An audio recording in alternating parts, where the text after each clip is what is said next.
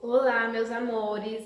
Hoje iniciamos mais uma segunda-feira, dia de aula de História, e hoje vamos ter uma aula diferente. Vamos revisar o que aprendemos neste bimestre, porque na próxima semana temos testes.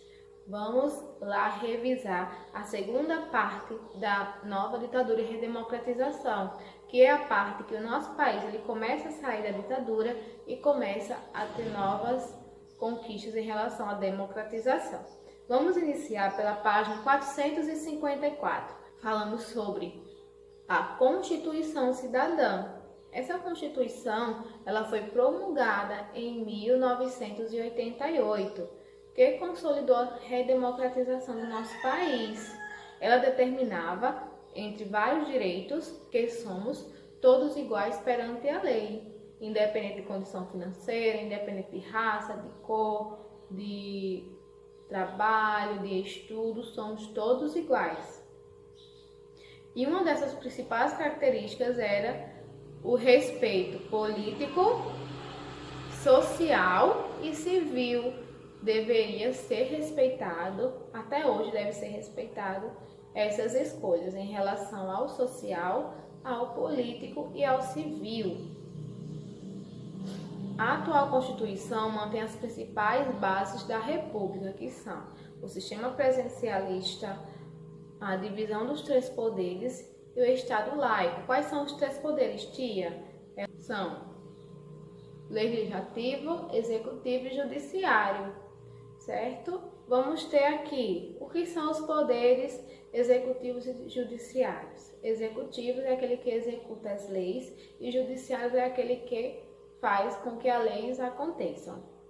Já o legislativo é que vai criar nossas leis, que vai estar sempre de olho em uma lei, ou a melhoria, ou a criação de uma nova lei, para melhorar a situação da população. E vamos ter esses direitos que são civis, políticos e sociais. O que eles permitem, tia? Direitos civis estão relacionados com o dia a dia das pessoas. Abrange direitos de obrigações cotidianas, por exemplo, direito de ser protegido, referente à desigualdade, direito de ser alimentado e direito de ser abrigado. Então, são direitos da sociedade. Direitos políticos são aqueles que garantem às pessoas a oportunidade de participar de decisões do país, como é a eleição. E direitos sociais são aqueles que possibilitam que os cidadãos tenham a segurança em relação à sua vida digna, como alimentação, moradia e transporte. Vamos para a página 455. Vamos para a página 455. Teremos a volta das eleições no Brasil. A eleição aconteceu em 1989, depois de 29 anos de eleições diretas. Olha só que legal. A população foi às urnas e elegeu Fernando Collor de Mello como novo presidente, que tinha o discurso de combater a inflação e a corrupção. O governo de Collor, o presidente, ele colocou algumas ações para resolver o problema da inflação, que era um problema que vinha acontecendo fazia tempo.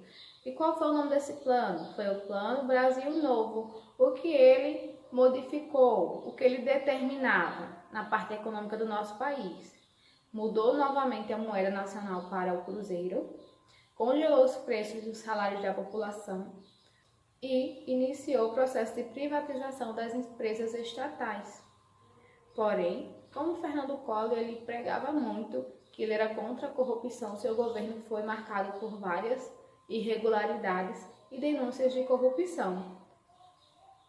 Isso acabou gerando um inquérito, Comissão Parlamentar de Inquérito, CPI, que acabou gerando o impeachment de Fernando Collor de Mello, porque ele estava fazendo coisas erradas em relação ao governo do Brasil. Por causa dessas diversas tensões políticas de seu governo, Fernando Collor de Mello renunciou à presidência em 2 de outubro de 1992 e o seu vice-presidente, que foi Itamar Franco, assumiu o governo nessa situação que estava o país, em caos econômicos, políticos e social. Vamos para a página seguinte, 456. Com a renúncia de Fernando Collor de Mello, Itamar Franco ele assumiu o poder. Ele criou mais um plano para tentar resolver a situação econômica do país, que foi o Plano Real, chefiado então pelo então ministro da Fazenda, Fernando Henrique Cardoso. Ele gerou algumas medidas para tentar resolver a economia do país. Vamos ver quais são elas. Redução dos gastos públicos e aumento de impostos como forma de controlar as contas do governo. Criação de uma nova moeda forte, o real.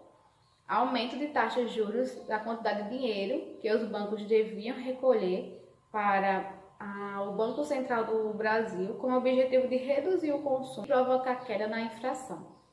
Redução dos impostos e importação para aumentar a concorrência.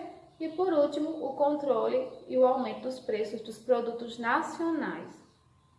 O Plano Real combateu a inflação e valorizou a moeda brasileira. Olha só que legal. Assim, os preços de mercadoria caíram e o poder de compra voltou a crescer. Então, essas medidas elas foram realizadas para resolver o problema da inflação que acabou gerando o nosso real de hoje, que foi uma nota forte, que até hoje ela é a mesma. Então, foi no período de 1994 até hoje. Tem aproximadamente 25, 26 anos. Olha só que legal. A nossa moeda, ela congelou. A nossa moeda, ela ficou o real. Então, não modificamos mais a nossa moeda. Imagina se sempre tivemos que estar mudando de moeda, como seria estranho. Não é isso? Vamos para a página seguinte, 457. E o sucesso do Plano Real fez com que Fernando Henrique Cardoso, que até então era ministro da Fazenda, ele acabou se candidatando à presidência. Ele concorreu com Luiz Inácio Lula da Silva, o Lula, e ganhou.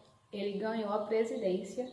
E ele ganhou a presidência já pelo motivo de ter resolvido auxiliar o presidente Itamar Franco a resolver a situação do Brasil. Olha só que legal. Este foi o conteúdo que estudamos neste período do terceiro bimestre. Então, leiam o conteúdo novamente, revisem, estudem. Foi um conteúdo pequeno, então é muito importante que vocês leiam, assistam essa aula. Não teremos tarefa de casa, como eu sempre faço. Esse momento será para vocês estudarem para revisão, tá certo? Estudem bastante para que quando te ligar na segunda-feira, não fica, tia, eu não sei, tia, eu não lembro. Isso acontece quando não estudamos. Então, estudem, vocês terão tempo suficiente, tá certo? Um beijo no coração de todos e até a próxima aula.